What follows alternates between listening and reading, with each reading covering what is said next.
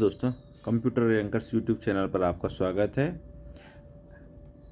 आज से मैं आपकी करंट अफेयर्स की क्लास शुरू कर रहा हूं, जो कि अब लगभग डेली होगी। इसमें अपन 10 से 15 क्वेश्चन डेली कर प्रैक्टिस करेंगे। ये जो करंट अफेयर की आपको जो क्लासेस लगेंगी या करंट अफेयर के सेशंस लगेंगे, इसमें आपको राष्ट्रीय अंतर्राष्ट्रीय स्तर की जानकारियाँ या करंट अफेयर्स की न्यूज़ जानकारियाँ उनको एमसीक्यू फॉर्म में मैं आपको अवेलेबल करवाऊँगा, और उसके बाद में आप इनसे प्रैक्टिस करके अपनी परीक्षा में अच्छे नंबर लाएँ, ये ऐसी मेरी आशा है। तो हम शुरू करते हैं आज के पहले क्वेश्चन से। तो आप पहला क्वेश्चन आज का ये रहा। 1 जून 2026 को हनवाहा एरोस्पेस द्वारा संचालित एक प्रमुख रक्षा संयंत्र में भीषण आग और विस्फोट हुआ, जिसमें 5 लोगों की मृत्यु हो गई। यह दुर्घटना किस देश में हुई? हनवाहा एरोस्पेस, बताइए हनवाहा एरोस्पेस कहाँ पर है जहाँ पर अभी आग लगी थी? आपने को मेन क्या याद रखना है कि हनवाहा एरोस्पेस कहाँ पर है? ऑप्शन है आपका पहला जापान, दूसरा ऑप्शन है आपका दक्षिण कोरिया, तीसरा ऑप्शन है आपका ताइवान, चौथा ऑप्शन है आपका ऑस्ट्रेलिया। 5 मिनट का समय है, आप कमेंट में अपना सही उत्तर बताइए 5 सेकंड में। फिर अपन इस क्वेश्चन का सही जवाब देख के मैं बताता हूँ आपको। ठीक है, इस क्वेश्चन का सही आंसर है दक्षिण कोरिया, बी। सही आंसर क्या है? दक्षिण कोरिया। दक्षिण कोरिया के डेजोन में स्थित हनवा रक्षा संयंत्र में ये दुर्घटना हुई थी। तो डेजोन कैसे लिखते हैं आप, ये देख लीजिए, डेजोन।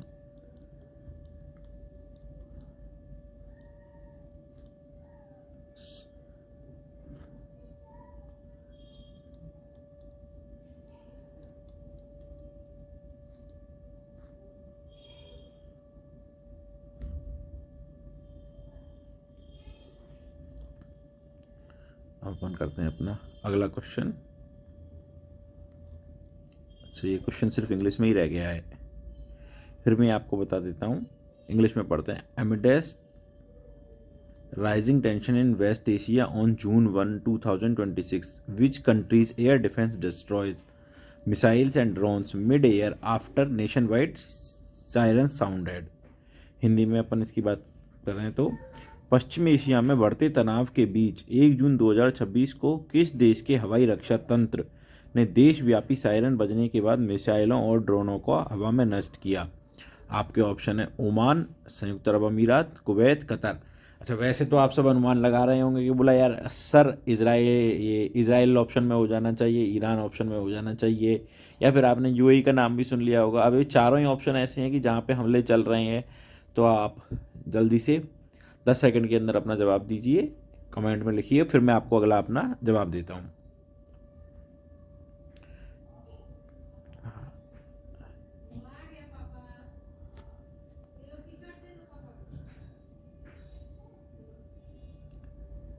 इसका सही जवाब है कुवैत, सी। सही जवाब क्या है इसका? सी। कुवैत में अमरीकी रक्षा बेस को बचाने के लिए कुवैत ने ये जो हमले किए गए थे अमरीकी रक्षा बेस को नष्ट करने के लिए, कुवैत ने उनको सक्सेसफुली रोक लिया और नाकाम कर दिया। आते हैं अब अपने अगले क्वेश्चन के ऊपर।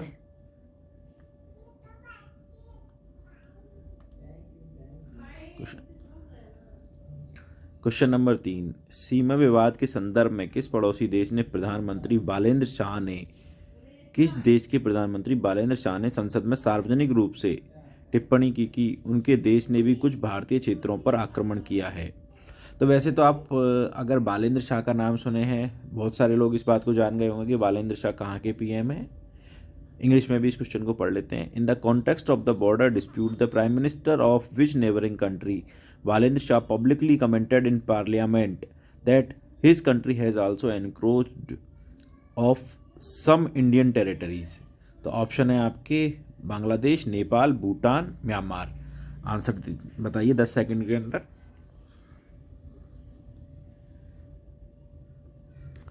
इसका सही आंसर है नेपाल। बालेंद्र शाह कहाँ के प्रधानमंत्री हैं? नेपाल के। जो अभी अभी जैन जी का प्रोटेस्ट हुआ था नेपाल में, उसके बाद में एकदम मेजॉरिटी से बन के आए थे, नए एकदम प्रधानमंत्री बन के आए थे बालेंद्र शाह। तो ये कहाँ के प्रधानमंत्री हैं? बालेंद्र शाह नेपाल के प्रधानमंत्री हैं। और नेपाल के प्रधानमंत्री ने अपनी संसद में कहा था कि उन्होंने भी भारत की कुछ ज़मीन पे कब्जा कर लिया है। हालांकि बाद में उन्होंने क्या इसके लिए सफाई दी थी कि उनका कहने का मतलब ये नहीं है कि भारत पे कब्जा कर रखा है। उन्होंने संसद में ये कहा था विवाद होने के पहले कि बोला नहीं नहीं, जिस तरह से भारत में कि ये उनको पहले से उनको भी नहीं पता था कि नेपाल ने भारत के कुछ जगह पे कब्जा कर रखा है। ये संसद में आने के बाद ही अधिकारियों ने उनको जानकारी दी। पर असल में उन्होंने फिर बाद में इसका स्पष्टीकरण इस तरह से दिया था कि जब उन्हें पता चला कि बोला नहीं, जो फेंसिंग हो रखी है वो गलत तरह से हो रखी है, कि कुछ हिस्से में फेंसिंग भारत की जगह पे कर दी गई है, कुछ फेंसिंग नेपाल की जगह पे कर दी गई है। इस तरह से उन्होंने बाद में इस बात का बचाव किया था। तो आप इसका आंसर रखेंगे नेपाल। नेपाल के प्रधानमंत्री कौन है? बालेंद्र शाह। ओके, अगला क्वेश्चन। दिल्ली में गहन बैठकों के बाद कौन 3 जून 2026 को कर्नाटक के नवनिर्वाचित कांग्रेस विधायक दल के नेता और मुख्यमंत्री के रूप में शपथ लेने वाले हैं? After incentive meeting in Delhi, who is set to take oath as the leader of the newly elected Congress legislative assembly and chief minister of Karnataka on 3 June 2026? तो आपका पहला ऑप्शन है डी के शिव कुमार, बी सिद्धरमैया, 3 मल्लिकार्जुन खड़गे, डी प्रियंक खड़गे। इसका आंसर सही आंसर है 10 second में आप कमेंट कीजिए डी के शिव कुमार। तो अब आपके नए चीफ मिनिस्टर कौन हो जाएंगे 3 तारीख को, अगर वो शपथ ले लेते हैं? वैसे ये करंट अफेयर का क्वेश्चन 3 तारीख को आना चाहिए था, पर मैं ये आपको आज ही करा दिया है। तो डी के शिव कुमार आपके कर्नाटक के नए मुख्यमंत्री हो जाएंगे 3 तारीख को, अगर शपथ सही रह लेते हैं तो।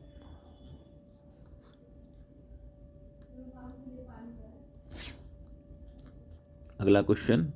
मतदाता सूचियों की गहन पुनरीक्षण सर 1 जून 2026 को अपने महत्वपूर्ण गणना चरण में प्रवेश कर गया। निम्नलिखित में से कौन सा राज्य इस विशिष्ट चरण में शामिल नहीं है?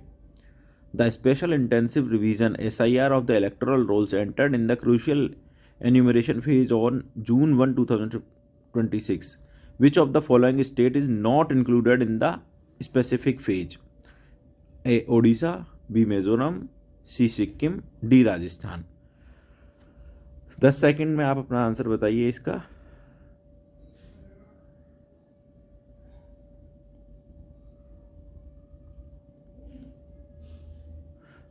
ठीक है, इसका सही आंसर है राजस्थान। जो इस बार का इंटेंसिव SIR शुरू हुआ है उसमें राजस्थान इस चरण का हिस्सा नहीं है, इस वाले चरण का। ये कौन सा चरण है? तीसरा चरण।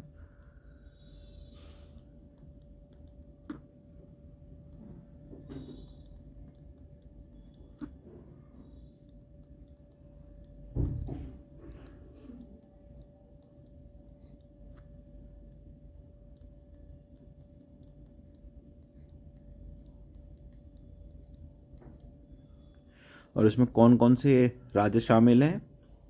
उड़ीसा, मिजोरम, मणिपुर, सिक्किम। तो यहाँ आप ऐड कर लीजिए मणिपुर और कर लीजिए ऐड।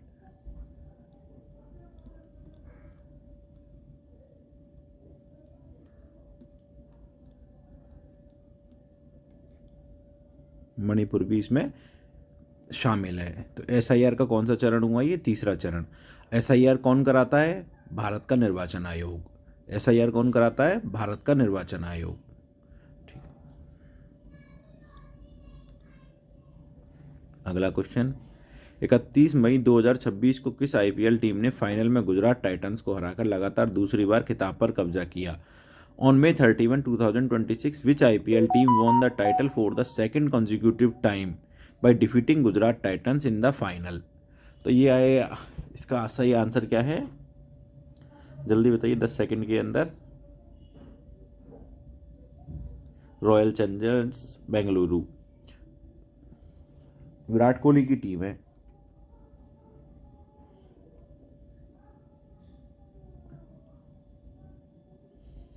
कितने विकेट से हराया था?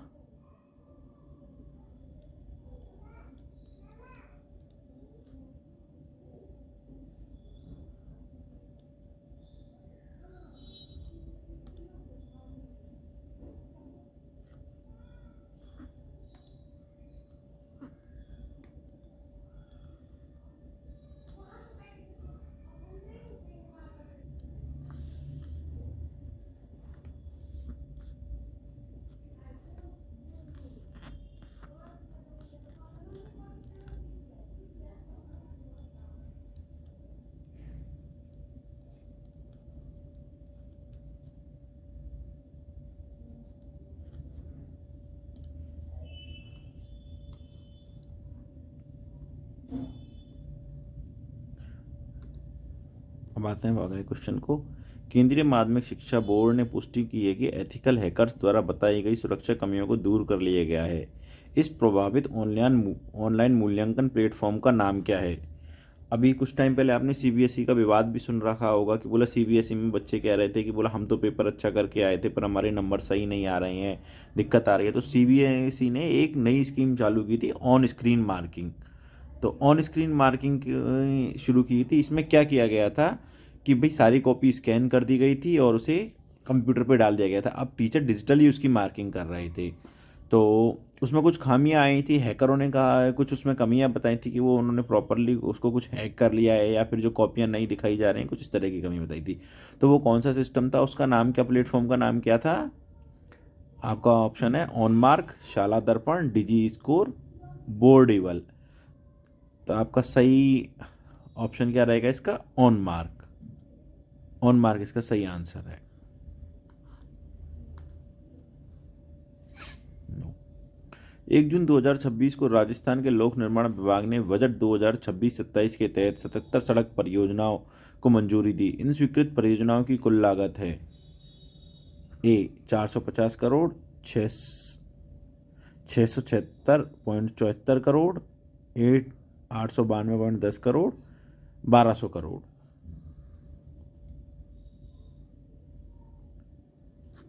बताइए जल्दी आंसर।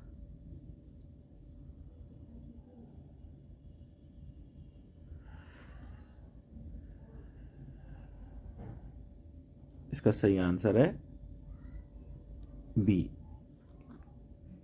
ये यहाँ मैंने 676 लिखा हुआ है, ये 67.74।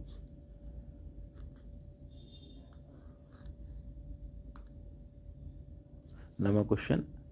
अलवर राजस्थान में निर्मित किस सिंगल मॉल्ट विस्की ने दुनिया भर में अपने बेहतरीन स्वाद और पर्यावरण संरक्षण से जुड़ी कहानियों के लिए 125 से अधिक वैश्विक पुरस्कार जीतने का रिकॉर्ड बनाया है?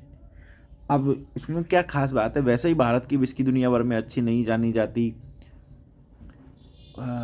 उसके ऊपर ये राजस्थान की विस्की है। तो अब राजस्थान की ऐसी विस्की है जिसने 125 से ज़्यादा इंटरनेशनल प्राइज जीते हैं।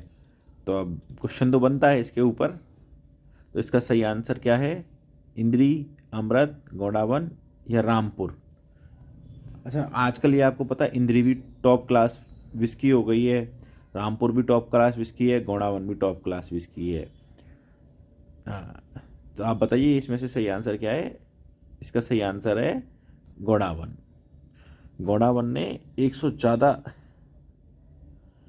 ज़्यादा 25 ग्लोबल अवार्ड जीते हैं इसके एक्सीलेंट टेस्ट के लिए। ये क्या है? Single malt whisky. Single malt क्या होती है? जिसमें एक ही तरह का अनाज लिया जाए, तो उसे अपन क्या कहेंगे? Single malt whisky. अच्छा, गोडावन क्या है?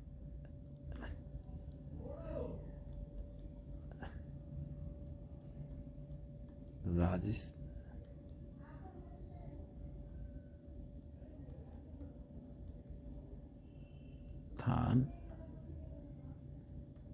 का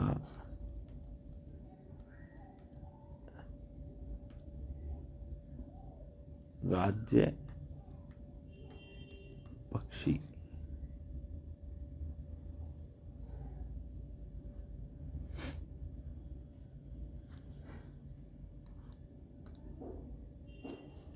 1 जून 2026 को आए एक विशाल ग्रीष्मकालीन रेतीले तूफान ने दृश्यता को लगभग शून्य कर दिया था। इससे पश्चिमी राजस्थान के कौन से प्रमुख जिले सबसे ज्यादा प्रभावित हुए थे?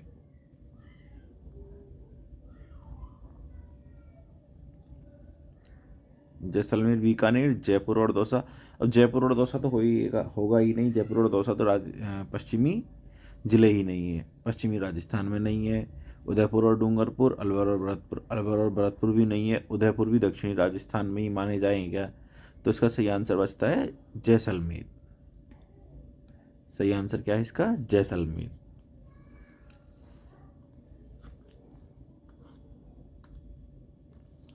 अगला क्वेश्चन, 1 जून 2026 को जयपुर के ऐतिहासिक और विश्व प्रसिद्ध राज मंदिर सिनेमा ने अपने गौरवशाली इतिहास का कौन सा स्थापना दिवस मनाया है? इसका आंसर है आपका 40वां, 50वां, 60वां, 75वां। तो इसका आंसर है आपका 75वां स्थापना दिवस मनाया है।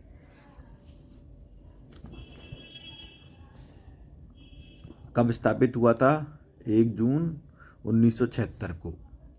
उद्घाटन किसने किया था?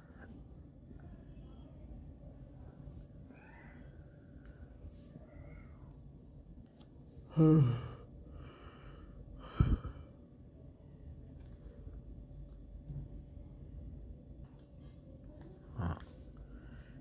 1 जून 1976 को इसका उद्घाटन हुआ था। और अब 1 जून 2026 को इसने अपने 50 साल पूरे कर लिए हैं। इसे जो इसमें एक स्पेशल आर्ट शैली है डेको आर्ट की वजह से इसको एशिया का गौरव भी कहा जाता है।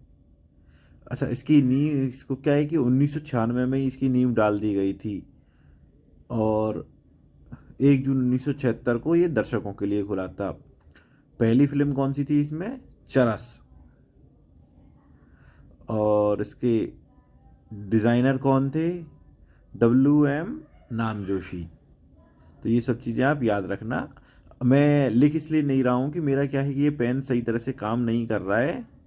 अब चलिए, अब जब मैंने आपसे कहा है जब तो ठीक तरह से काम करेगा, तो मैं आपके लिए लिख ही देता हूँ। फिर अगर ये सही तरह से काम कर जाएगा तो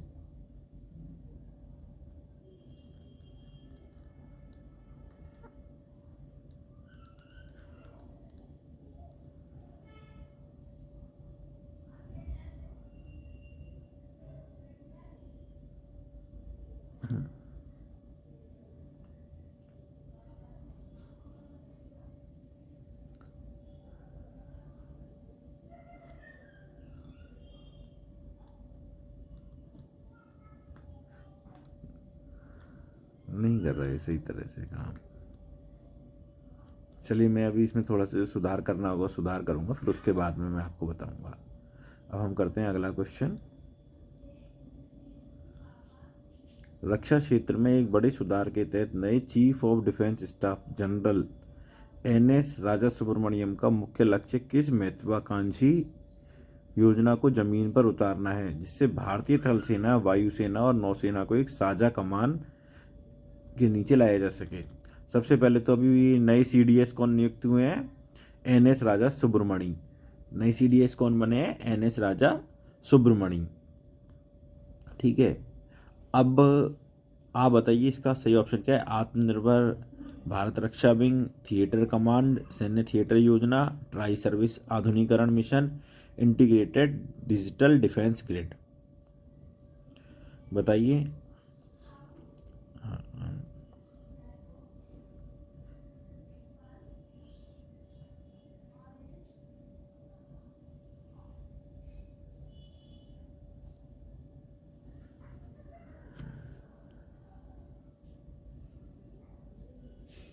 इसका सही आंसर है थिएटर कमांड सैन्य थिएटर योजनाएं। क्या आंसर है सही इसका? थिएटर कमांड सैन्य थिएटर योजनाएं। सैन्य थिएटर योजना क्या है कि इसमें भारतीय सेना वायुसेना और नौसेना के जो अलग अलग कमांड काम करते हैं उनको एक जगह इकट्ठा करना, ताकि एडमिनिस्ट्रेटिव डिले ना हो सके, जल्दी से जल्दी युद्ध की स्थिति में जल्दी से जल्दी निर्णय लिए जा सकें, सारी आपस में सामंजस्य बैठा सकें। इस वजह से इनका ये एक महत्वाकांक्षी योजना है इनकी, कि बोले तीनों जो आर्मी की जो कमांड है वो एक साथ बैठे रहें। वैसे क्या होता है कि अलग अलग एयर कमांड अलग हुआ, और नौसेना का नेवी कमांड अलग हुआ, और आर्मी कमांड अलग अलग हो गए। पर इनकी योजना है कि इन सबको एक साथ बैठाया जाए।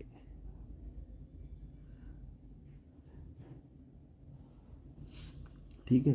अच्छा, इन्होंने किसकी जगह ली है? जनरल अनिल चौहान की। जनरल अनिल चौहान की जगह पर ये आए हैं।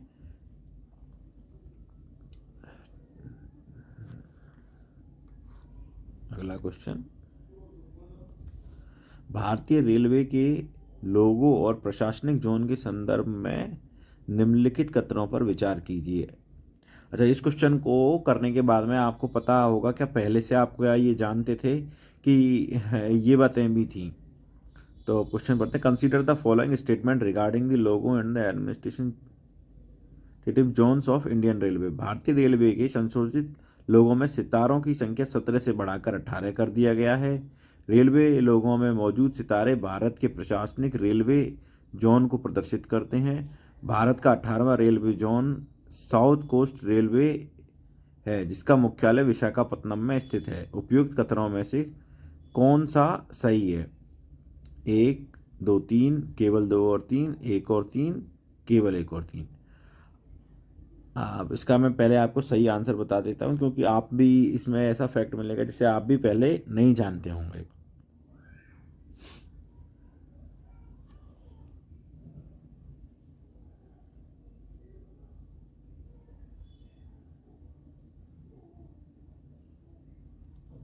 इसका ऑप्शन है, सही आंसर है ए।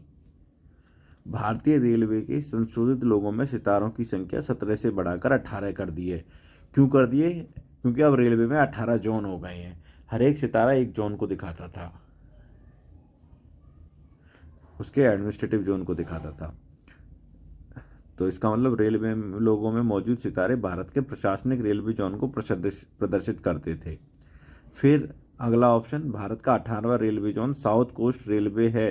बिल्कुल सही बात है, भारत का 18वां railway zone South Coast Railway बना है, जिसका मुख्यालय कहाँ पर है? विशाखापत्तनम में। तो इसमें 3 क्वेश्चन हो गए कि जो सितारे थे वो क्या दर्शाते थे कि रेल में जोनों की संख्या जो कितनी थी पहले 17, और अब कितनी हो गई है उन सितारों की संख्या 18। 18वां रेलवे जोन कौन सा है? South Coast railway.